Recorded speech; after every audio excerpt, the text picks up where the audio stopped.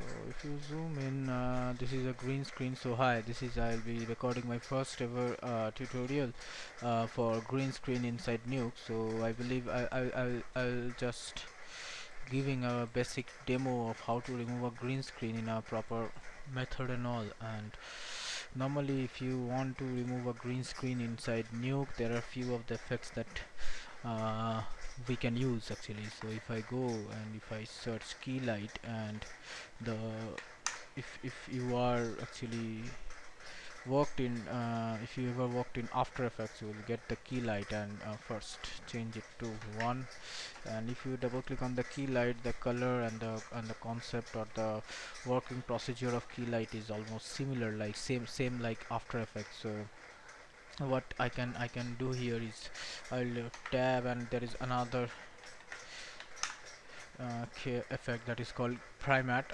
So I'll show you one by one that what they do, and I hope in the next tutorial in coming, because I'm going to make it as a series of green screen tutorial. And with this footage is what is happening here. If I go to S20, what is my HD 1080? So I will first, because if I change it, it's showing some of the extra areas. Bounding box is actually, my footage is 1920 1080, but my bounding box is something like, if you come, it's not here. So press S, and in the project settings you can see my full size format is 2K. So I will change it to 1920 1080. So if I go to primat and if I change it to 1920 1080, and if you come another effects that is called here. So these all are actually the effects that I will going to use here in this tutorial, and I will show you one by one. And this won't be my final output, of course. So this will be just a basic introduction class for green screen and how we use all these green screen gear here. So I'll just save my file, and I'll save it here. In I have lots of new projects here, so I'll just create a new Nuke. I actually like to go for this underscore. So Nuke tutorial projects. So, and I'll start today's date, and I always give name as per the date here, and green screen intro, and today's date 19012020. So and save. So I'll get a Nuke script as in Nuke X, and we always, when we save something Nuke, save it as a Nuke script. And this whole structure, that the tree structure we will be working on, like if I show you some of the tree structure that I created few days back while teaching, while I actually I didn't give my introduction. So I teach in an institute as a VFX and compositing faculty, and so VFX compositing and post production means it comes with video editing and audio editing as well. So now today I will be taking care. I'll just showing you guys that the working procedure of Nuke green screen gear. So in coming days I will divide my class, and I'll divide the section, means the tutorials, in multiple stages, I would say, or I would say like parts, and different parts. So first, today is the first part and first episode, you can say, and it's going to be an introduction class. So if I show you some of the composition that I show that of in comp, and if I show you some of my projects, though these are not so big projects. Suppose render pass compositing, if I show you some basic render pass compositing that I did few days back while explaining that compositing technique and the process of render pass compositing, though it's a bit basic render pass compositing, that for basic understanding I have to use it. So if you see these, I always prefer to work like this, and backdrop, and if you see the scripting and all, there are multiple way, though I did a basic understanding of this thing, and if you see that anything, either you can be take it as in a vertical or you can go to horizontal, but mainly it depends, it completely depends on studio to studio basis. Like many studio prefers going on a vertical node structure, so and some studios prefer to go with horizontal node structure, some studios prefer to go with diagonal node structure. So I tried to create it with kind of diagonal node structure. So if you see, these are not this one. So if you see this particular node structure, and I have separate node structure for every objects here. So I'll show, maybe one day I will decipher this as well, and I always prefer to work like this. So and every section I did a proper unique naming and all. So when you will be working in production or in your individual projects, like nowadays people are doing indie projects, so if you are going to do some individual projects, you will be uh, you will be doing, you will be structuring or creating new node structure or scripts. So it's better that you follow these kind of thing, and you should always arrange the node structure. And why do you need to arrange the node structure is, so if you see the node structure, this if you see these nodes of Nuke has multiple colors. And so what is the good thing about these multiple colors is that if you see the node structure from far, means from distance, so you will understand that, yeah, if it's a green node, so it means a roto node, and if it's connected like this, it's merge node. So this is actually a merge node. You can see this is a in merge I've created. So these all are merge node. I have separate merge node as well. So like this, you will understand, like this is maybe related to color and all. This is invert, this is related to color grading, color correct, this is related to glow and all. Shuffle node, which has a separate pink color or magenta color for this. And so this is how we will decipher one by one. So I'll just close it and I will start with my today's process. And so first is key light, second is primat, third is keyer, and another one I have, and that is we call IBK color, and tab IBK gizmo. So sorry, IBK gizmo. Then so tab, I will create a backdrop node for them, and I will name it as a IBK. And if I so I'll just arrange my structure. So tab backdrop, and so I can why I'm arranging it, you will understand. If you get any disturbing sound behind, because of my fan is not working well. So anyway, so I'm really very sorry for that. From far I can understand this is my IPK, this is my uh, primat, this is my key light, and this is my keyer. So one by one I will show, I'll decipher one by one all of them. So maybe today I'll be discussing only primat and key light, one day I will discuss about the keyer and IBK color gizmo. First I'll start with key light. So before starting with green screen removal process, always as a good artist, as a good compositing artist, people should always check one thing, that what they will be doing inside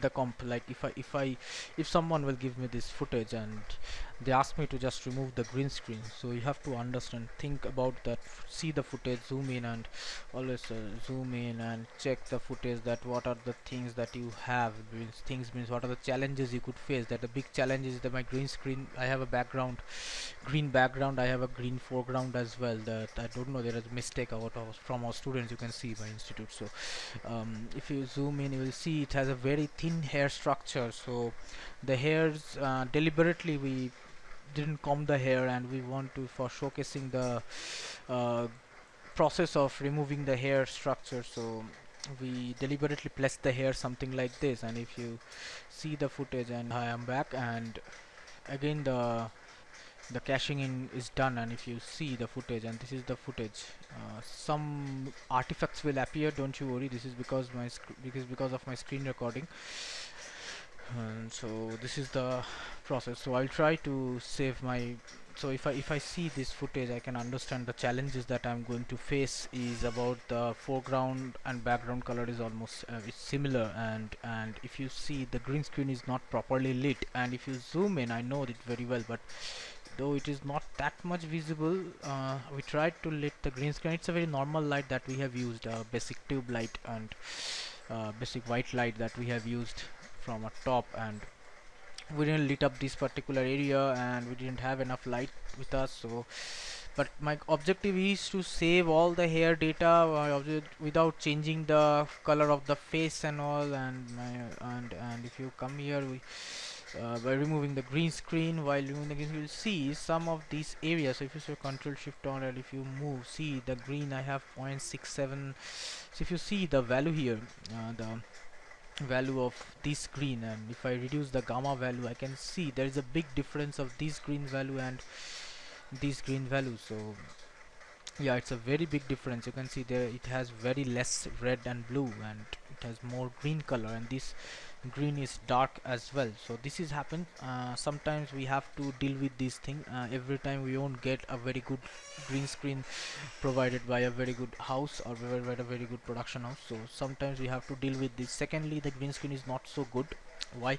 Because as there is no movement, there is no camera movement, my camera is stationary, and as my camera is stationary, and if I do the set extension as well, we didn't plan for set extension and all, and so we didn't place any tracking markers. So that's it's not a very good idea that if you don't place tracking markers, sometimes in future if client preferred for some set extension and all, it will be very difficult to place the set extension because of the tracking markers. We won't finding any kind of camera detail, and for camera tracking, 3D camera tracking, for generating point cloud, there will be a big issue. While if you don't have any tracking marker. So anyway, so if you see, the first challenge is that the foreground and the background has some similarities in color. Second challenge is that the green screen is not properly lit. So it's better that when we do something like this, so we have to, so after seeing this green screen, so I can understand my challenges. Two is the major problem or major challenge. I don't major challenges we will be facing. So anyway, so I'm going back to this, and I'll just introduce the effects or the nodes that we have here. So first I will start with key light and control C. It's a very common keying method we use here. And secondly, while removing green screen, you have to go to the channels as well: red channel, green channel, blue channel. So luminance channel, alpha channel, everything you have to go through. And if you see in the alpha channel, that it has alpha in it but no transparency in it. So if I go to blue channel and if I zoom in, I can see some major it's very big issue about these grains and all. So while if you see here, you'll see there are some artifacts, pixels, structure or something you can say. So these all are actually my grains in the footage. So what we have to do is, before going for two major thing we have to change, or we have to process our footage in two major way. One is of course denoise, and if you go in Nuke has a very good in-house denoiser. So if I go to denoise, and it will show you something like this. So just connect it to the source and one, and it will be something like this, and zoom in, and just it will show some red color. So if you see any kind of red mark on the footage, you will just know that there will be some issues with it. So as soon as I change my place of it, and if you zoom in and if you see my blue channel, you can see a major grains has been removed. So what we'll be doing, we after denoising, after of course when we did the denoise process, this is thing, or this is an artifact that's make our footage very realistic, and a client prefer, or the any shot, if you have noise in it, it will become, or it will look more realistic, because the shot, what it does actually in the denoise process, if I do the more denoise amount, actually if you see, these areas are getting blurred. see, I'm losing a significant amount of hair detail, right? So this is the issue, that when we do denoise and all, we don't do it much, because denoise will create some reverse artifacts that will actually uh, difficult for us to save the datas in our these kind of in detail data. I know it's very difficult to save these kind of hair detail in the footage, so I will try it as much as, or 90%, 80%, 99%, how much I can, I'll save.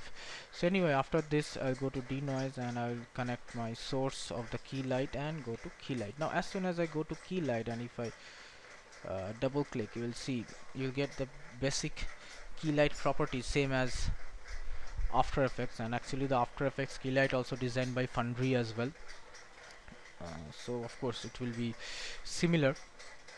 So if I come here, and this is my screen color, and screen color is that how much color I have: red, green and blue. So if I change my red color to 1, you will see there is no red color in it. If I change my green color to 1, you will see there is no green in it. If I change my blue color to 1, you will see there is no blue in it. So always remember, so these particular screen colors works as that how much colors we have here. So how to reduce the green color, or how to work on green color? So what we will be doing, first thing, zoom in, not zoom in, just say something like this, and select this particular structure, and this is called picker. Select and control shift alt and just click, and you will see as soon as you click, some part of the green has been removed. You will get some more artifacts here, don't you worry about it, we'll try to fix that later on. So if you go to a alpha value, and you will see this is my, as per the alpha treatment, or as per the process inside alpha, it's true that when you have white color, so it means it's visible. When you have black color, it means it's completely transparent. And if you have color of gray or light gray, dark gray, it means there are some semi-transparency, some opacity is left of that part. So I'm just zooming in, and what I will be doing is, after doing this, you can see control shift alt, and you just click it, and if you increase it, you will see these areas. So if I click on just highlight, so if I click on it, so you'll see I don't have any alpha value, but if I click on it, I have alpha value of 0.14. so this is how we will be removing the green screen. So just for today's session, I will not be using my proper method of removing green screen. I will just introducing the key structure, or the keying here with key light. So if I zoom in, and then after this you will see some of the values will be here. So these values are the values from here, that from where we have removed the green screen. So these are the values that we have here. So if I now then coming to the screen gain, and if I increase the screen gain, you will see some of the green screen are getting, more areas of the green screen are getting removed. And if you increase these values, always in Nuke, don't increase the value with the slider, better you increase the values with, select a particular point that you want to increase, and just your mouse wheel, or the wheel button in your mouse, you just increase or decrease, whatever you prefer to do, you just do, and you'll see if I have removed subsequent amount of green screen. So if I come here and if I press this particular area, you'll see I have a value of 0.013. So always remember, if you have any values that is less than 0.05 after removing the green screen in the alpha section, or in the alpha value, these artifacts will not be visible with your background. So don't you worry about it. So because if I see control shift alt, I have alpha value of 0.01, it's very less than 0.05, so it is okay for me. But what is happening here with a single key light, or if you increase it too much, you will see I am actually, if I press 2, and if you see in 1 2 1 2 1 2, I am losing subsequent amount of, I'm losing subsequent amount of hair detail.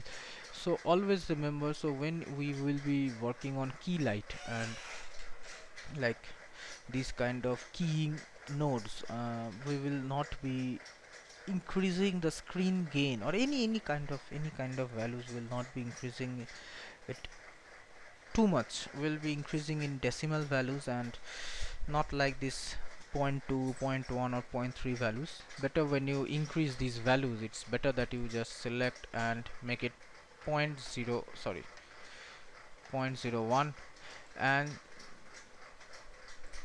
then start increasing it by selecting, and you'll see the subsequent amount of hair color, hair part or hairs are getting removed. So how to save that I will show you, but before that you will see after this I should not use or increase these value, because if I increase this value already I have lost a subsequent amount of hair from this part, so I have to save those data of the hair later on. That how to do it I will show you. But if you increase it too much you will see I'm actually losing more data, and if you zoom in here this particular area, and if you see I'm losing more data with 0.01 difference, I'm losing more data. Okay, so I will not be using it too much, so something like 1.05 or 0.04 something I will give.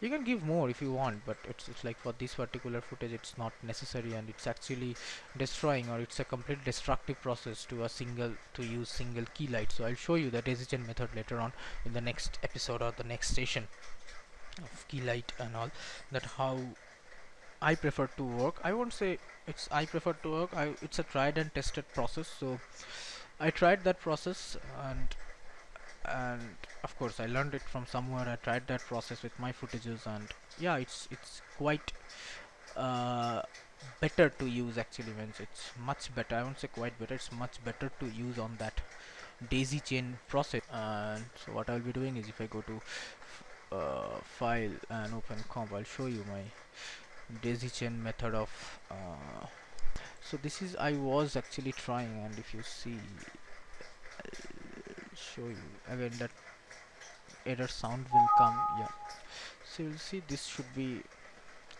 the process. Actually I did a little bit mistake. I'll show you that how to restructure this, because always you should be starting from left side of your scene and you go through the right side. So this was my mistake here, because I created this particular area, then slowly steadily I extended my structure of this node, and I later on I created this. So of course this is a wrong method to do. I'll show you the real proper method of doing it, because Nuke works on B-side paradigm. B-side paradigm means always your pipeline should follow the B inputs.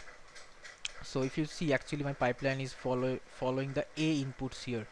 You will see every time wherever you will zoom you will see my pipeline following the A input. So instead of A input, your B input should be, pipeline should follow the B input and on a vertically, and A input should be your input. Like if you see this particular area, this is actually should be the thing, because if you take any merge node you will see I have A input on my left side, B input on my right side, and my mask input on my proper right.